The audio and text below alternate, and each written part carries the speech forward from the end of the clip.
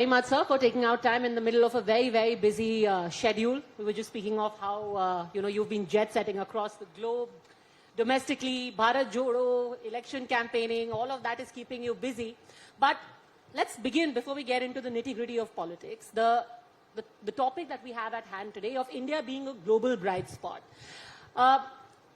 We now have the G20 presidency. That aside, the number of engagements that India has had in the recent past, whether it be at BRICS, SAARC, Quad, do you think that right now we're in a situation where we are a first among equals? Well, first of all, thank you for inviting me to this conclave. Look, if you look at the journey of India in a perspective over the past 70 years, and then you extrapolate it to the challenges that we confront currently, I think you would become a first among equals if you are able to make the transition from being a low middle income country to a high middle income country, let's say over the next 2 decades. Because even if you go by projections which have been made by the Prime Minister's Economic Advisory Council, India needs to grow at about 7 to 7.5% annually over the next 2.5 decades to make that transition to a high middle income country. And that would really try and put you in the bracket where you would be first among equals. Because if you look at the differential in terms of gross national income, we are about $2,000 US. China is about $9,000 US, breaching the mark of 10,000, which puts it into a different league altogether. Number two, we have huge challenges of economic inequality. See, you can't have a situation whereby 77% of India's wealth is held by 1% of its people. And 50% of the population actually holds only 6% of the national wealth.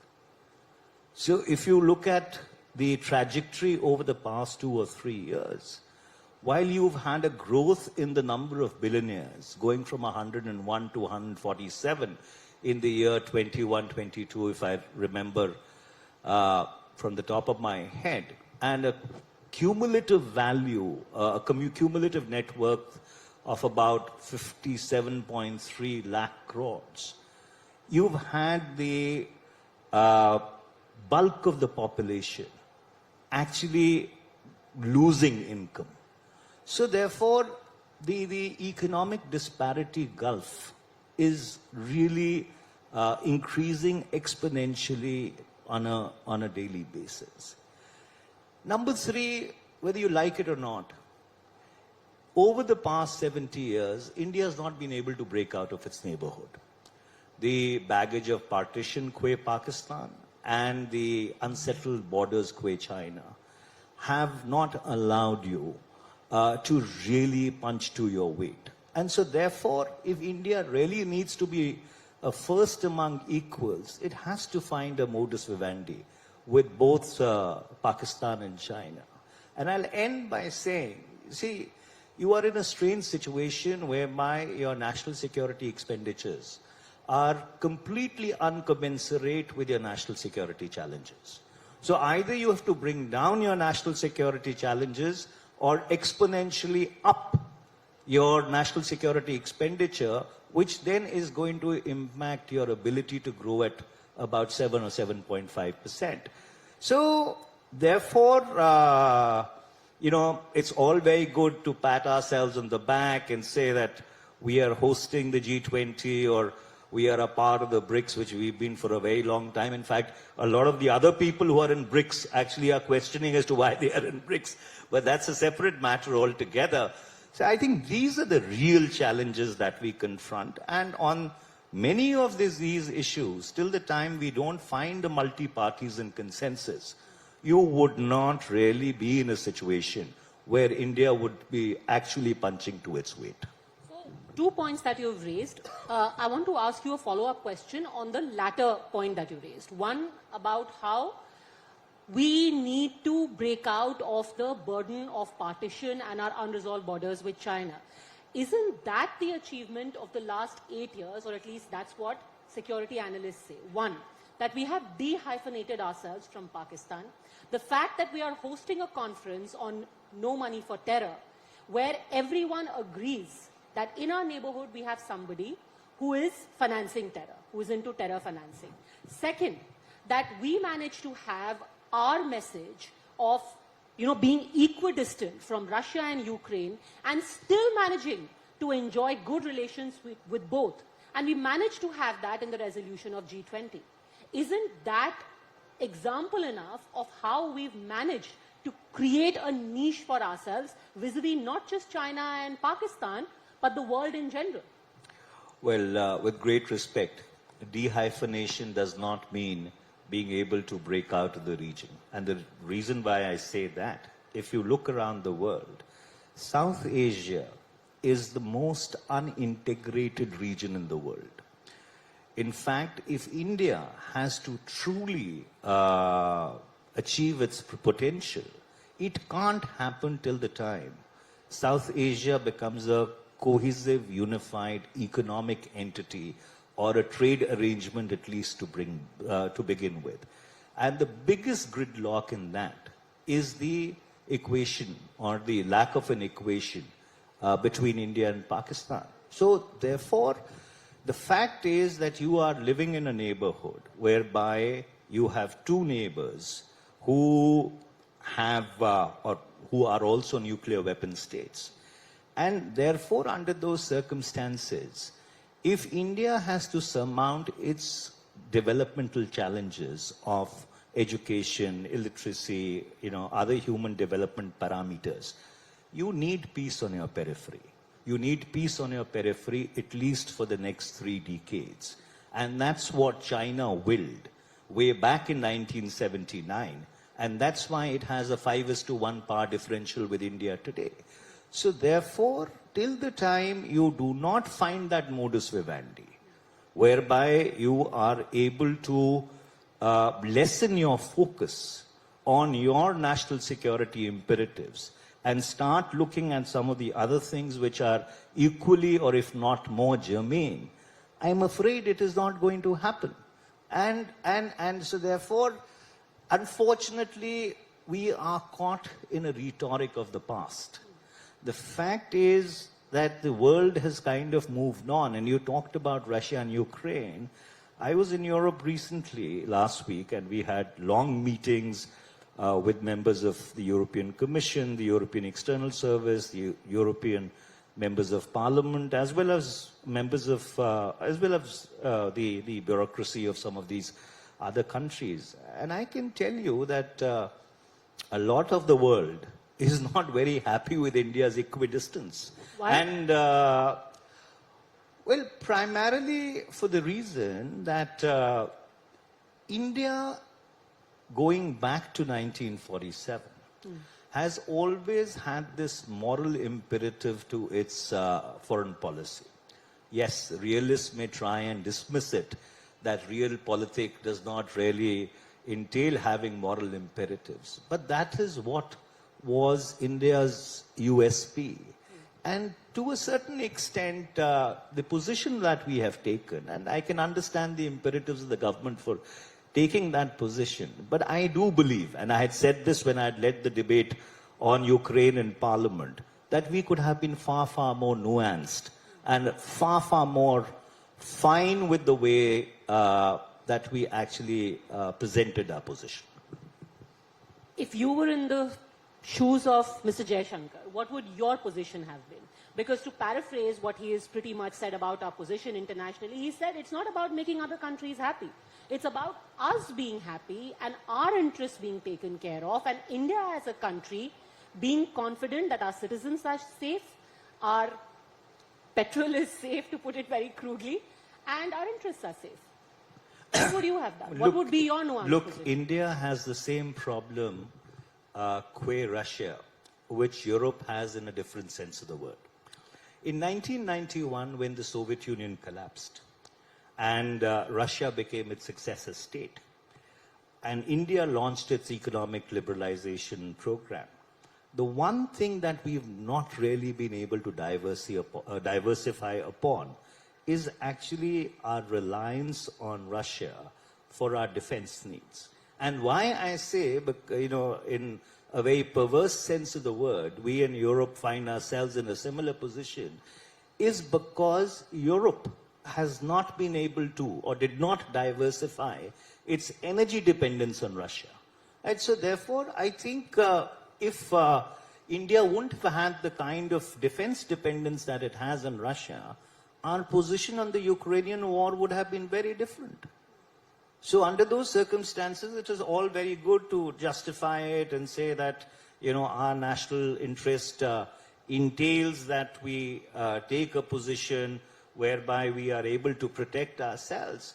But if you were to extend that position to actually take advantage of a war and actually fill up your oil coffers, then somebody can ask this question that are you not really profiteering from a war?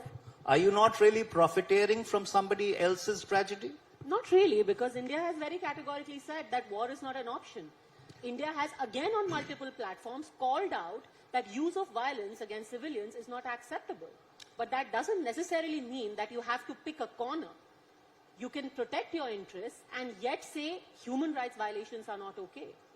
Well, that's all very well, but if you are buying 1% of your oil needs in a particular year from a particular country, and then you up it by 11% in the next year, primarily because you are getting discounted oil, and that is because of a situation which is definitely not peaceful by any stretch of imagination, then somebody can turn around and say that you're really profiteering from a war. And that's why I took you back to the moral imperative of India's foreign policy, because at that point in time, when we decided to be non-aligned, which Dr. Jaishankar, very glibly refers to as multi-aligned at that point in time, it was not easy when a world which had just emerged out of the ravages of the Second World War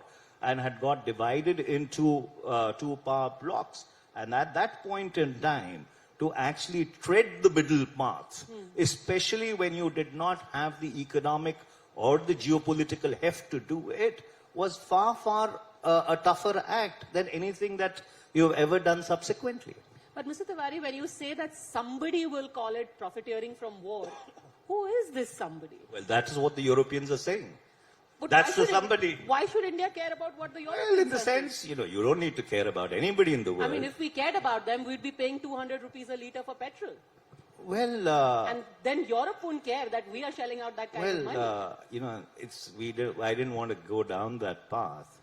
But the fact is, in the past 8 years, this government has collected 27.2 lakh crores from the people as excise duty and income tax and dividend tax on petroleum products.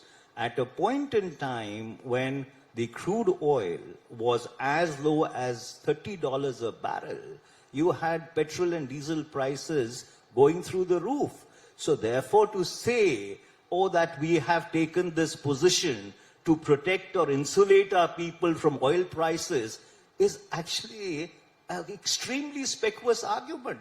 If you look at it, in the April of 2011, if I remember correctly, crude oil was at $150 per barrel, and petrol was at about 56 rupees a litre. In 2022 July, when crude oil was at about $98 a barrel, petrol was selling at 101 rupees a litre.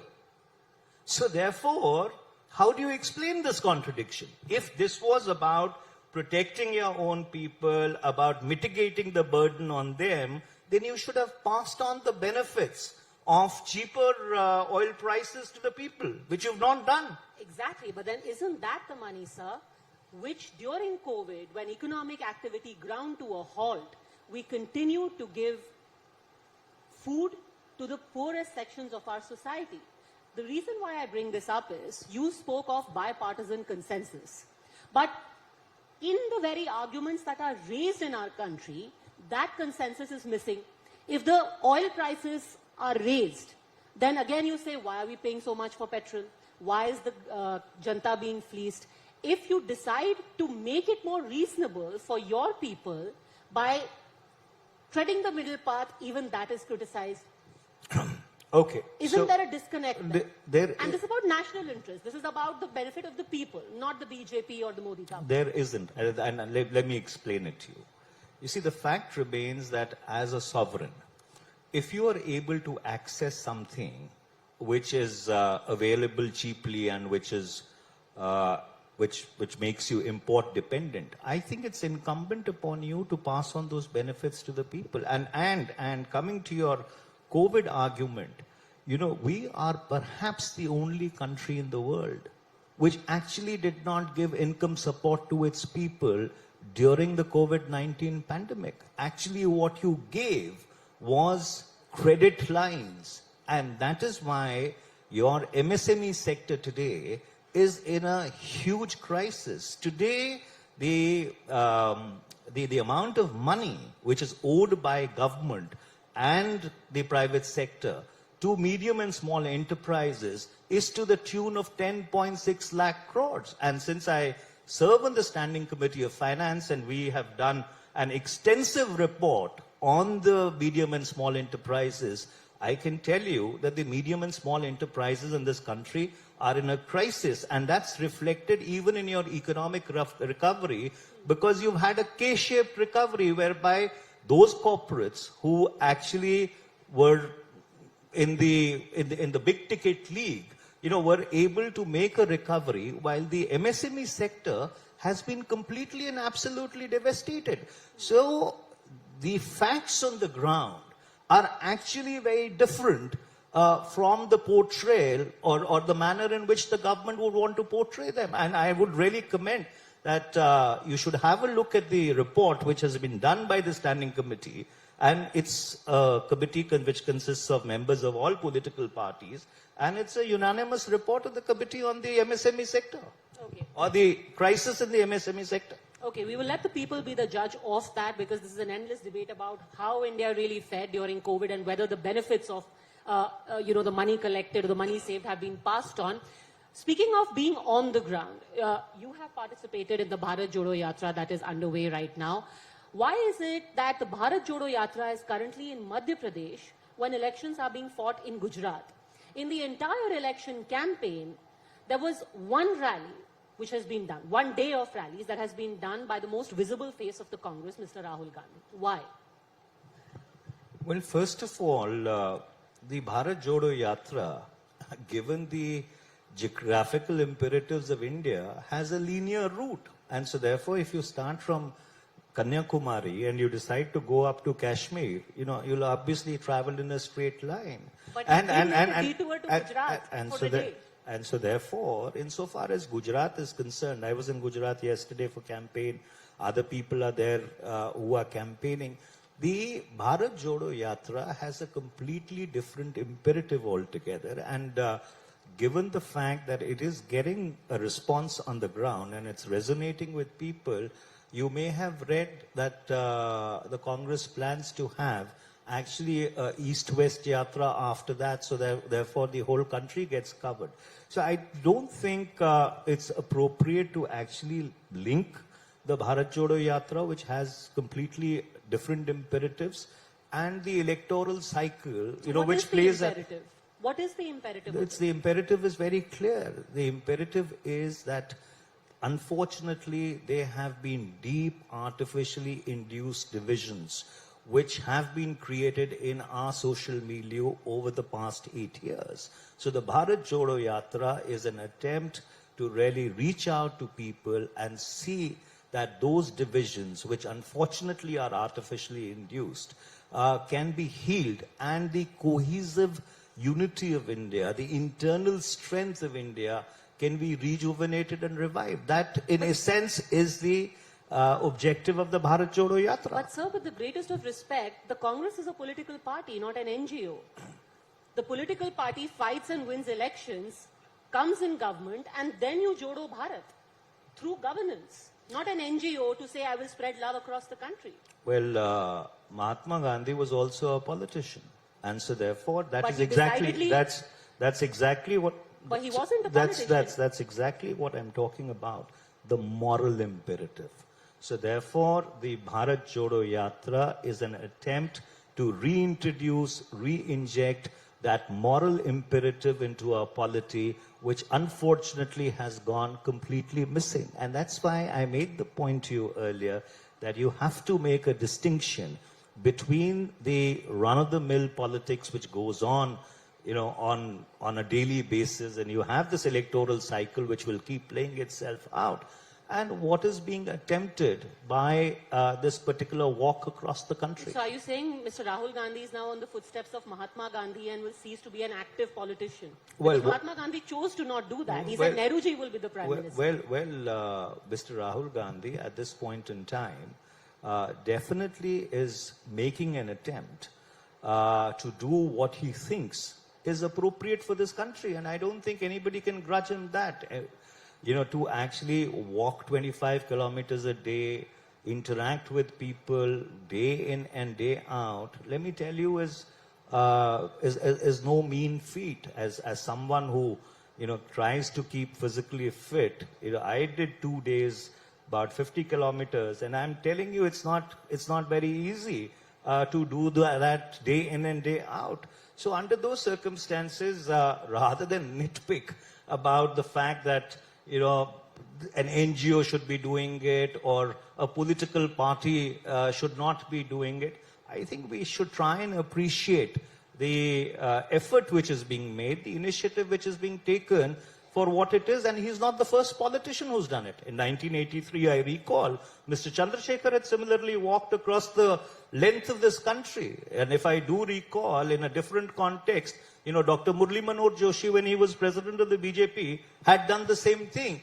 So therefore, you can't have one yardstick for the goose and the other one for the gander. Correct, but when it came to elections, all these politicians who went on yatras then went and fought elections. But like you said, this is not to nitpick. Are you happy with the result of the president elections in the Congress? Well, the fact is that we've had an election, and the election has thrown up a president who has been chosen by an overwhelming number of the delegates. So yes, we have a new president who would be in the saddle for the next 5 years. You think the process was transparent, fairly done? Look, whenever you try and have a process which is an electoral cycle, there is always room to do better. And the reason why I say that is, look at what is currently going on in the Supreme Court. The Supreme Court has taken very, very serious umbrage to the manner in which election commissioners are appointed. So therefore, in democracy, there is always room for improvement. But the fact remains that the Indian National Congress actually chose to have an election, went through that election process, and at the end of it, did elect a president who's going to be there for 5 years. But yesterday I was reading a story about how Mallikarjun खड़गे जी की तस्वीर भी अभी नहीं लगाई गई है ICC में. उन्होंने एक मीटिंग की काडर के साथ, तो सिर्फ वहां भक्त चरण दास जी थे और राजीव शुक्ला जी थे. The rest of the secretaries weren't even there. Look, let me tell you something. When you spend 60 or 65 years in public life, it really becomes ephemeral whether your photograph is there or not. I think these things are too petty and don't even sort of figure in your mindscape. Mr. Mallikarjun Kharge has been leader of opposition in both houses, in the Lok Sabha and the Raj Sabha, and otherwise has had a long career in politics. So therefore, under those circumstances, it is early days. I think he should be given a fair chance to really execute what he thinks is essential for the revival of the Congress party. Speaking of revival, who's the biggest vote catcher right now? Because there's a bit of a confusion. The most visible face is Mr. Rahul Gandhi, then maybe Mrs. Priyanka Gandhi Vadra, then Mrs. Sonia Gandhi. Where does Mr. Kharge feature in this whole scheme of things? Who is the vote catcher for the Congress? Well, you see, ultimately it's a party which fights an election. And it's the party machinery, the party organization, which actually helps people to win. And I'll give you an example. When I fought the 2019 elections, nobody came and campaigned for me. It was actually the Congress workers who helped me get elected and come to parliament. And even, when I had fought previously, it is really the strength of your organizational machine. And the reason why the Congress decided to have a president who had come up from the grassroots of the organization is because that is the machine which needs to be strengthened. But is that machine working? And that's going to be my final question. I'll give you an example from Gujarat, since you just came back from there yesterday. There was a candidate in rural Gujarat who I was speaking to, and he was hoping that Mr. Gandhi would come और उनकी constituency में प्रचार करेंगे. That didn't happen. And this, by the way, is a sitting MLA. He said the problem is कि BJP अपने ticket पर किसी को भी खड़ा कर दे.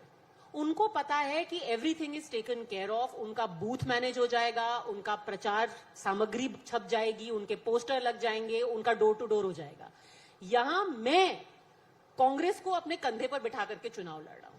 Well, where is this party organization that you're talking about? That is the challenge. And that is exactly the challenge which we are trying to address. That we recreate that machine that we had, the organizational strength that we have, whereby the candidate becomes really immaterial. And so therefore, that's unfortunately been the organizational decay over the decades that we are trying to address. So you are absolutely correct. He identified the problem absolutely presciently.